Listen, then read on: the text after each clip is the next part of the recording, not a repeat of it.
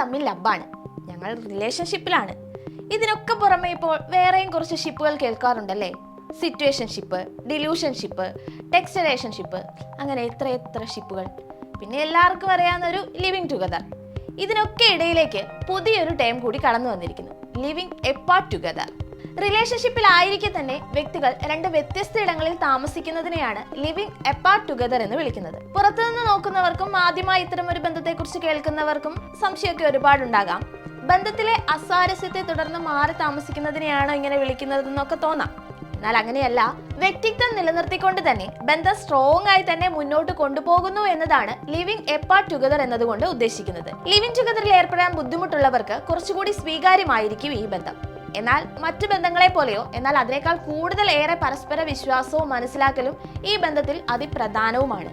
ഒരുമിച്ച് താമസിക്കാതെ തന്നെ വൈകാരികമായ ഒരു അടുപ്പം സൂക്ഷിക്കാൻ കഴിയുന്നവർക്ക് ഈ ബന്ധം കൂടുതൽ സഹായകരമാകുമെന്നാണ് റിലേഷൻഷിപ്പ് എക്സ്പേർട്ടുകൾ പറയുന്നത്. ചുരുക്കി പറഞ്ഞ, റിലേഷൻഷിപ്പിലുള്ളവർ രണ്ടിടങ്ങളിൽ അവരുടേതായ പേഴ്സണൽ സ്പേസിൽ ജീവിക്കുന്നു. മറ്റൊരാൾ ജീവിതത്തിലേക്ക് വന്നതുകൊണ്ട് ഭൗതികമായ കടന്നുകയറ്റങ്ങൾ ഒന്നും തന്നെ ഉണ്ടാവുന്നുമില്ല. നേരിട്ട് കാണുമ്പോൾ ഉണ്ടാകുന്ന വഴക്കുകളും സംഘർഷങ്ങളും ഒഴിവാക്കിയാൽ എപ്പോഴും അടുപ്പം നിലനിർത്താൻ ഈ ബന്ധം സഹായിക്കുന്നുവെന്നാണ് ഇതിനെ അനുകൂലിക്കുന്നവർ പറയുന്നത്.